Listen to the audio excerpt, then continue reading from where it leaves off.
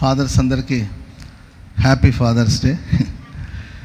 దేవుడు ఎవరెవరైతే తండ్రులు ఉన్నారో మీ అందరికీ శుభాభివందనాలు. ప్రభు మిమ్మల్ని ఆశీర్వదించి దీవించుగాక.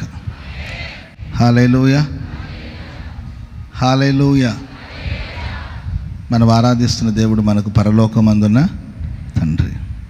ఆమె యేసుక్రీస్తు ప్రభువులు అదే మనకు నేర్పించారు. మీరు ప్రార్థన చేసేటప్పుడు పరలోకమందున మా తండ్రి, ఆయన మన తండ్రి. Praise the lord, hallelujah. So ప్రతి తండ్రులు చాలా బాధ్యత కలిగిన స్థానం తండ్రి స్థానం.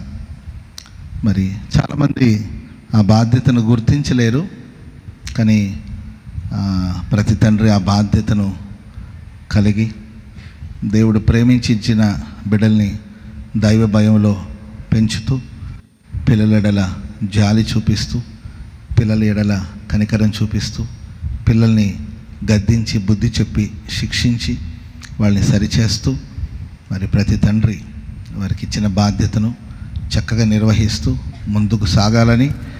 అండ్ ఏదో హ్యాపీ ఫాదర్స్ డే అని చెప్పి పిల్లలు తండ్రికి ఒక మెసేజ్ పెట్టి చాలించుకోకుండా, తండ్రికి ఎన్నో ఆశయాలు ఉంటాయి, తండ్రికి ఎన్నో ఆశలు ఉంటాయి, తన బిడ్డలు గొప్పవారుగా ఉండాలని.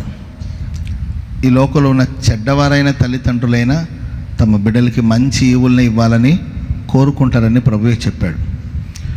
మనుషులు చెడ్డవారే అయినా తమ బిడ్డలు గొప్పగా బ్రతకాలని అనుకుంటూ ఉంటారు. పిల్లలకి అది అర్థం చేసుకోవడానికి కొంత సమయం పడుతుంది. చిన్నపిల్లలకు అర్థం కాకపోవచ్చు, యవనస్తులకు అసలు తండ్రి యొక్క విలువ అర్థం కాకపోవచ్చు. అతనికి తండ్రి విలువ తెలిసే లోపల తండ్రి ఉంటే మంచిది, కానీ తండ్రి లేకపోతే ఆ సమయానికి అది అతని జీవితంలో ఒక విషాదంగా మిగిలిపోతుంది. కనుక కొన్ని మనకు అర్థం కావచ్చు, అర్థం కాకపోవచ్చు. అర్థమైనా అర్థం కాకపోయినా తండ్రి మనకు అందుబాటులో ఉండేటప్పుడే ఆయన ఆశయాలేంటి, ఆయన ఆలోచనలు ఏంటి, ఆయన ఆశలేంటి, నా పట్ల మా నాన్న ఏమనుకుంటున్నాడో గమనించి నేనేం చేస్తే నా తండ్రి సంతోషిస్తాడో కూడా ఆలోచించి తండ్రిని సంతోషపెట్టే పనులు చేయడానికి ప్రయత్నించండి. తండ్రికి కీర్తి తెచ్చే బిడ్డలుగా మారండి. అంతే తప్ప తల్లిదండ్రులకి అవమానం తెచ్చే బిడ్డలుగా మనం ఉండకూడదు. తల్లిదండ్రుల్ని వ్యతిరేకించకూడదు. బైబిల్లో దేవుడిచ్చిన 10 ఆజ్ఞలో ఒక ఆజ్ఞ ఎవరి గురించి అండి? తల్లిదండ్రుల గురించి. 10 ఆజ్ఞలో ఒక ఆజ్ఞ, అది 4వ ఆజ్ఞనా అమ్మా? 5వదా? ఒక ఆజ్ఞ ఏంటండి? నీ తల్లిని తండ్రిని సన్మానించాలి. స్తోత్రం చెప్పండి అందరు గట్టిగా. తల్లిదండ్రులు ఎవరైతే దూషిస్తారో వాళ్ళ కళ్ళు లోయ కాకులు తినేస్తాయంట. ఇంత కఠినమైన ఆజ్ఞలు కూడా ఉన్నాయి చూడండి బైబిల్లో. కనుక తల్లిదండ్రులు ఎప్పుడూ బాధ పెట్టకూడదు. మన లైఫ్లో దేవుని తర్వాత మనల్ని అంతగా ప్రేమించేది ఒకటి దేవుడు తర్వాత మనల్ని అంతగా ప్రేమించేది మన తల్లి, మన తండ్రి. కాబట్టి ఏదో ఫాదర్స్ డే రోజు ఒక నాన్నగారి ఫోటోని స్టేటస్లో వేసాను, హ్యాపీ ఫాదర్స్ డే అన్నాను అని కాకుండా, మీరు స్టేటస్లో వేసినా వేయకపోయినా, మీ ఫోన్లో వాళ్ళ ఫోటోలు ఉన్నా లేకపోయినా, మీ గుండెలో వాళ్ళ వాళ్ళ వాళ్ళ ఆలోచనలు, మీ గుండెలో వాళ్ళ రూపాన్ని భద్రపరుచుకొని తల్లిదండ్రుల కోసం, మా నాన్న కోసం ఏదో ఒకటి చేయాలి. నేను స్తోత్రం చెప్పినది గట్టిగా. మా నాన్న సంతోషించాలి, మా నాన్న నన్ను చూసి గర్వంగా ఫీల్ అవ్వాలి, నా కొడుకుని గర్వంగా చెప్పుకోవాలి. అట్లాంటి పని చేయించాలి అంతే. Praise the lord.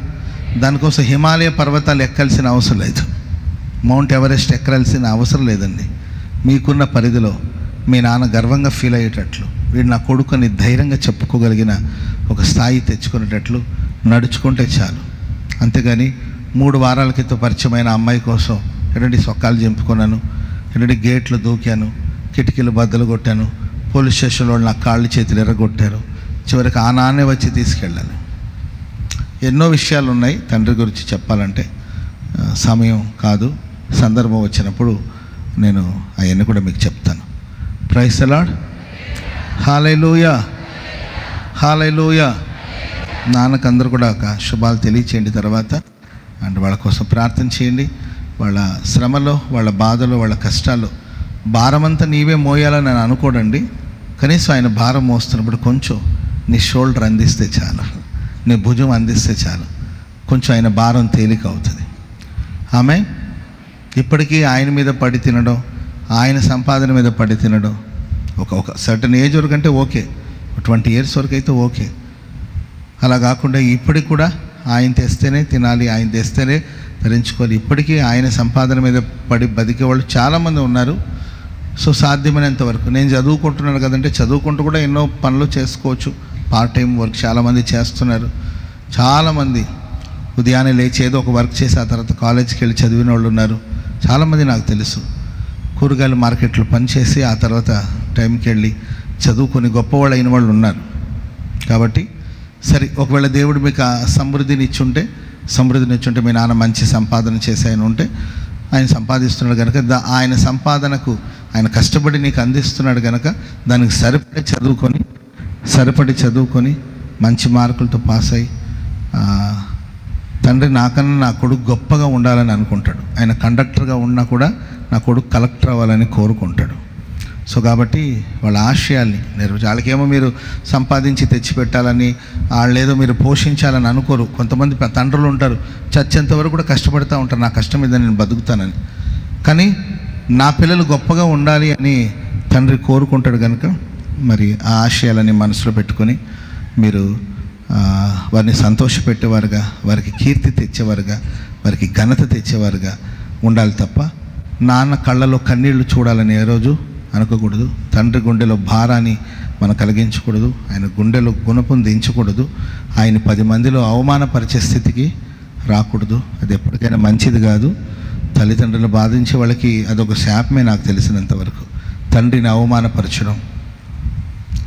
నోవాహు వస్త్రహీనుడిగా తన గుడారంలో పడున్నాడు. ఎక్కడ పడున్నాడు? గుడారంలోనేగా ఉన్నాడు. ఆయన గుడారంలో ఉన్నాడు, బజార్లో ఏం కాదు. ఆయన గుడారంలో ఆయన సరిగా వస్త్రం లేకుండా పడున్నాడు. అది ఆయన గుడారమే కదా. షేము, హాము, యాఫేతు. హామ్ అనేవాడు లోపలికి వెళ్ళి వాళ్ళ నాన్న దిగంబరుడిగా ఉండవు చూశాడు.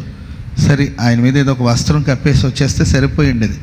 మత్తు వదిలిన తర్వాత ఆయన తెలుసుకున్నాడు. కానీ దాన్ని వెంటనే వచ్చి వాళ్ళ అన్నయ్యకి వాళ్ళ తమ్ముడికి ఆ విషయం చెప్పి నాన్న ఇలా ఉన్నాడని, నాన్న బలహీనతని, నాన్నని అవమానపరిచి ఆయన బలహీనతని సహోదరులు చెప్తే వాళ్ళు ఎంత గొప్పవాళ్ళంటే వాళ్ళ భుజాల మీద ఒక దుప్పటి వేసుకొని వెనక తట్టు నుండి వెళ్ళి, వెనక నుండి ఇట్లా బ్యాక్ సైడ్ వెళ్ళి వాళ్ళ నాన్న మీద ఆ వస్త్రం కప్పి వాళ్ళ నాన్న సిగ్గును కప్పి ఆయన అవమానపరచడానికి వాళ్ళు ఇష్టపడలేదండి.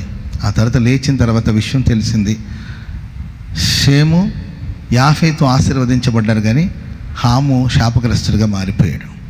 కాబట్టి ఇవన్నీ దేవుడు ఎందుకు రాసి ఉంచాడంటే మనం నేర్చుకోవాలి వీటి వలన సత్యం. Praise the Lord. మేబీ తండ్రికి ఏదైనా బలహీనతలు ఉండొచ్చు, దాన్ని నలుగురు మధ్యలో అల్లరిపాలు చేసి అవమానపరిచి చేస్తే అది ఎప్పటికైనా శాపం పోదు. కాబట్టి పిల్లలు దాన్ని గమనించి తండ్రిని ప్రశ్నించే స్థాయికి మనం రాలేదు. తండ్రి ప్రైజ్ ది లార్డ్. హల్లెలూయా. ఆయన కంటే మనం వచ్చాము కానండి, మనం కంటే ఆయన రాల. దాన్ని గమనించి వాళ్ళకి చదువు ఉండొచ్చు, చదువు లేకపోవచ్చు, వాళ్ళ తెలివిగలవాళ్ళు కావచ్చు, తెలివిగల కాకపోవచ్చు, బాగా సంపాదించవచ్చు, సంపాదించకపోవచ్చు. తండ్రి ఆ స్థానానికి ఇవ్వాల్సిన రెస్పెక్ట్, గౌరవాన్ని అందించాలని కూడా ఒక దైవ సేవకుడుగా కోరుకుంటున్నాను. ఎందుకంటే నేను కూడా ఒక తండ్రినే కాబట్టి నాకు ఆ మాత్రం నేను సపోర్ట్ చేసుకోకపోతే బాగోదు కదండి.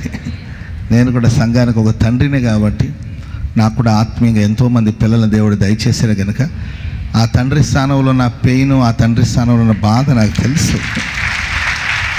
Praise the lord. హల్లెలూయా.